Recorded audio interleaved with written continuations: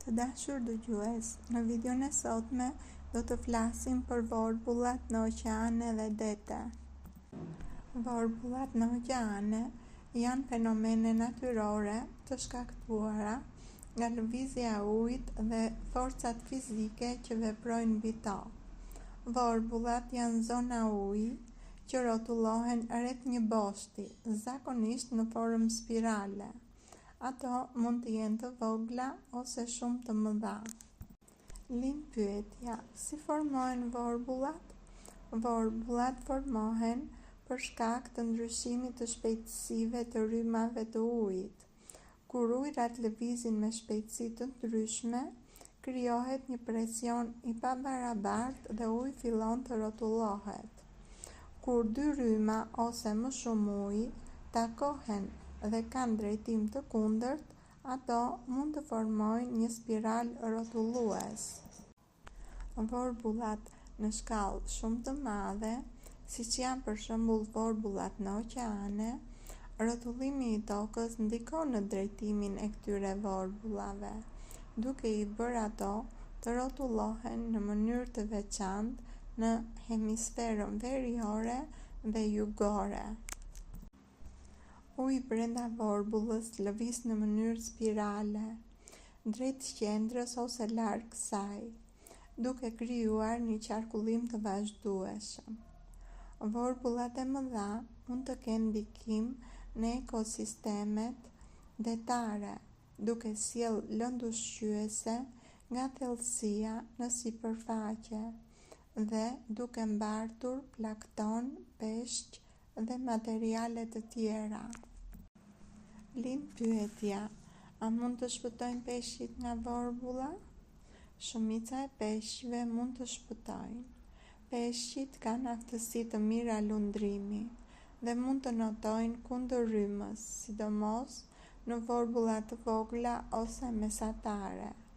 Në vorbulla shumë të mëdha dhe të forta, siç janë ato të oqeaneve, disa peshq mund të mbeten për pak kohë në spirale, por shpesh ata dalin përsëri kur rryma humbet intensitetin. Në vorbullat artificiale dhe shumë intensive, si për shembull vorbullat pranë hidrocentraleve ose lumenjve me ujë shumë të rrëmbyer, peshqit mund të mbeten të përfshirë dhe të lodhen, duke rrezikuar për jetën. Por në natyrë, vorbullat zakonisht nuk janë aq të fuqishme sa të shkatërrojnë jetën e peshqve, përveç se në zona të veçanta ose gjatë stuhive të fuqishme. Vorbullat e vogla ose të mesme mund të jenë thjesht zona ku uji rrotullohet pa krijuar valë të dukshme të mëdha. Vetëm vorbullat shumë të mëdha ose të forta krijojnë zgavër të dukshme në sipërfaqe, me ujë që duket sikur përthyet në spirale. Detarët përdorin hartat nautike dhe sensor, radar, sonar, satelit për të identifikuar zonat ku ka rryma të forta ose vorbulla të mëdha. Kapitenët e anijeve mësojnë se ku krijohen zakonisht vorbullat dhe se si t'i shmangin ato. Shenjat natyrore të dallimit të vorbullës janë: valët, shkumësia dhe lëvizjet e ujit shpesh tregojnë praninë e një vorbulle. Një kapiten i vëmendshëm mund ta dallojë edhe nga ndryshimi i ngjyrës së ujit ose nga rrymat e pazakonta ekzistencën e një vorbulle. Anijet e mëdha zakonisht nuk preken shumë nga vorbullat natyrore, sepse kanë masë. Vorbullat më të rrezikshme janë ato artificiale dhe ekstremisht intensive, ku anijet e vogla mund të tërhiqen brenda tyre. Kapitenët shmangin hyrjen në qendrën spirale dhe e lëvizin anijen paralel me rrymat, jo drejt për drejt në mes të vorbullës. Vorbullat në oqeane dhe dete zakonisht formohen në sipërfaqe të shtresave të ujit. Shumica e vorbullave nuk shkojnë deri në fund të oqeanit ose detit. Ato janë rrotullime të ujit që kanë intensitet më të madh në sipërfaqe dhe zvogëlohen gradualisht në thellësi. Pra, fundi i vorbullës shpesh është shumë më i lartë se fundi i oqeanit ose detit, veçanërisht në zona të thella.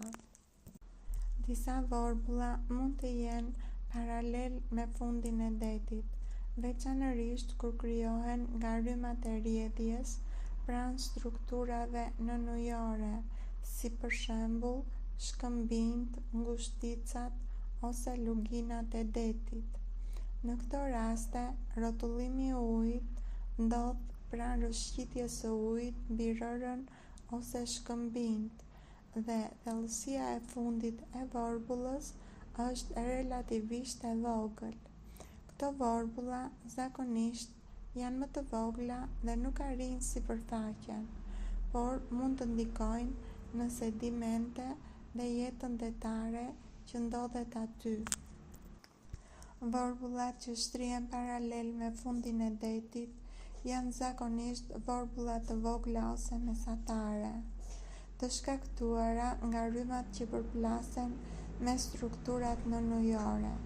Gjatësia e tyre arrin 50 deri në 100 metra në rastet më ekstreme. Vorbullat e zakonshme pranë fundit të detit kanë një diametër 100 metra dhe rrallëherë e kalojnë atë. Vorbullat pingull. Këto janë vorbullat që shikojmë shpesh në sipërfaqe, të tipit Whirlpool. Thellësia e tyre varet nga fuqia e rrymës dhe thellësia e ujit, por zakonisht shkon nga disa metra deri në disa dhjetra metra. Për vorbullat më të mëdha oqeanike, thellësia mund të arrijë 50 deri në 100 metra, por nuk shkon gjithmonë deri në fund të detit, sidomos në oqeane shumë të thella. Vorbullat pingull që shtrihen nga sipërfaqja drejt fundit të detit ose oqeanit, mund të ndikojnë në sedimentet e rërës dhe të krijojnë vryma nënujore. Kjo quhet turbulencë, që lëviz rërën dhe sedimentet të tjera. Lind pyetja, si krijohen vrymat në rërë? Kur rryma e vorbullës arrin fundin e detit ose të oqeanit, forca e saj e gravitetit dhe rotacioni i ujit shkaktojnë që rëra dhe sedimentet të ngrihen në hapësirën ujore dhe të lëvizin rreth qendrës së vorbullës. Sa më e fortë jet vorbulla, aq më shumë rërë ngrihet dhe përhapet. Ky fenomen quhet resuspension i sedimenteve. Diametri i frymës së rërës zakonisht është 2 deri 20 metra për vorbullat mesatare, por në raste të jashtëzakonshme mund të arrijë deri në 50 metra. Lartësia e ngritjes së rërës nga fundi i detit arrin nga 2 deri në 5 metra, në varësi të shpejtësisë së rrymës dhe masës së sedimenteve. Për vorbullat shumë të forta ose rryma të shpejta detare, vryma mund të bëhet edhe më e madhe, por këto janë raste shumë të rralla në natyrë. Pra, mund të themi se vorbullat pingull krijojnë vrymë nënujore që ngre rërën dhe sedimentet. Shtrirja horizontale është 2 deri në 20 metra mesatarisht. Shtrirja vertikale është 0,5 deri në 5 metra mesatarisht. Kjo është arsyeja pse zona pranë vorbullave pingull mund të ketë rërë të trumbulluar dhe lëvizje të forta sedimentesh, ndërsa sipërfaqja të duket relativisht normale. Lind pyetja, sa kohë mund të mbajë një vorbull? Kjo varet nga lloji dhe madhësia e vorbullës. Vorbulla e vogël pranë bregut ose lumenjve qëndron disa sekonda deri në disa minuta. Vorbulla mesatare në dete dhe oqeane qëndron disa minuta deri në disa orë. Dhe vorbulla shumë e madhe ose ciklonike qëndron disa orë deri në disa ditë, dhe këto janë raste shumë të rralla. Vorbullat pingull që ngrihen viror zakonisht janë të shkurtra, sepse energjia e rrymës që krijon rrotullimin shpërndahet shpejt. Vorbullat në oqeanet e hapura mund të jenë më të qëndrueshme nëse ka një rrymë të qëndrueshme ose një konfigurim topografik të favorizuar. Në ndalimin e vorbullës ndikon humbja e energjisë së rrymës. Rryma që krijon vorbullën dobësohet me rritjen e distancës ose kur takon pengesa dhe rrotullimi i saj ngadalësohet. Vorbullat pingull që prekin rërën ose sedimentet humbin energji shumë shpejt, duke i bërë të shuhen brenda disa minutave. Kur uji rrethues ka drejtim të ndryshëm ose është më i ngadalt, spiralet humbin strukturën dhe vorbulla shuhet. Valët, stuhit ose ndryshimet në presion dhe era mund të shpërndajnë vorbullën akoma edhe më shumë. Pra, mund të themi se vorbullat e vogla qëndrojnë disa sekonda dhe minuta. Vorbullat mesatare qëndrojnë disa minuta dhe orë. Vorbullat shumë të mëdha qëndrojnë disa orë dhe ditë. Dhe shuarja e këtyre vorbullave ndodh për shkak të humbjes së energjisë. Shenjat vizuale të një vorbulle janë sipërfaqja e ujit duket e çrregullt dhe uji që rrotullohet duket sikur zhytet në një pikë. Ekziston shkum e ujit dhe valë të pazakonta, një spirale dhe linja shkumëzuese që nuk shkojnë drejt bregut normal. Gjithashtu, ekziston ndryshimi i ngjyrës së ujit. Mund të duket më i errët ose më i trubullt në zonën e rrotullimit. Disa shenja fizike të vorbullave janë ndryshimi i rrymës. Ndodh që uji të tërhiqet në një drejtim të pazakont. Dallimi i valëve dhe rrymës. Në oqeanet të hapura, rrymat mund të jenë më të shpejta ose të kundërta me valët normale. Hartat nautike tregojnë zonat me rryma të forta ose vorbulla të njohura. Kapitenët me përvojë e njohin topografinë dhe zonat e rrezikshme pranë ishujve ose ngushticave. Radarët gjithashtu ndihmojnë që të zbulojnë rrymat e pazakonta. Kapitenët me anijet e tyre qëndrojnë larg zonave kur shohin ujin që duket i çrregullt ose ka shkum spirale. Ata nuk e lëvizin anijen drejt pikës qendrore të një spiraleje. Ata lëvizin paralel me rrymat, jo drejt qendrës së vorbullës. Në oqeanet e hapura, përdorin informacionin e motit dhe hartat e rrymave për të planifikuar rrugën. Shtrirja dhe intensiteti i vorbullës. Vorbullat e vogla ose mesatare zakonisht nuk arrin të tërheqin një person shumë larg. Në këto raste, nëse dikush futet, rryma e vorbullës zakonisht e zhyt dhe e rrotullon në ujë për disa sekonda ose minuta, por personi mbetet afër vendit të formimit. Rrjedha nënujore dhe turbulenca e ujit mund ta zhvendosin personin pak metra ose 10 metra larg vendit fillestar, por zakonisht nuk e nxjerr shumë larg bregut në raste normale. Në oqeanet e hapura ekzistojnë rryma shumë të forta dhe vorbulla të mëdha, që mund ta zhvendosin njeriun qindra metra ose më shumë, përpara se njeriu të mund të shpëtojë ose të dalë në sipërfaqe. Në rastet ekstreme, personat e zhytur mund të nxiren në zona shumë më të largëta nga vendi ku i ka thithur vorbulla.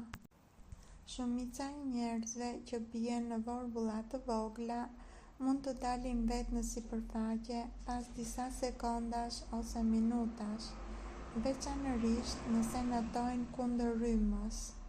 Në vorbulla shumë të fuqishme ose në stuhitë oqeanike është shumë e vështirë të dalësh, sepse rryma tërheq gjithçka në qendër dhe mund të krijojë turbulencë të madhe nën ujë. Në këto raste, personi mund të dalë larg vendit origjinal ose fatkeqësisht të mos dalë fare në sipërfaqe. Pra, mund të themi se vorbullat pranë bregut e mbajnë personin afër vendit të formimit. Vorbullat e fuqishme oqeanike mund ta zhvendosin personin shumë larg dhe ai të rrezikojë jetën. Dalja në sipërfaqe varet nga forcat e rrymës, aftësia për të notuar dhe madhësia e vorbullës. Lind pyetja: si formohen gropat në rër? Kur një vorbull pingull arrin fundin e detit ose të oqeanit, spiralet nënujore ngrën rërën dhe sedimentet lart në ujë. Një pjesë e rërës ngrihet dhe shpërndahet në zonën përreth vorbullës. Nëse rryma nuk është shumë e fortë dhe nuk ka përzierje të mëdha me ujin përreth, zona mbetet si vrim ose grop e dukshme për një farë kohe. Pra, si përfundim mund të themi se vorbullat pingull zakonisht ngren rërën dhe krijojnë vrima të përkohshme. Vrimat mbushen gradualisht nga rëra e shpërndar dhe depozitimi i ri i sedimenteve.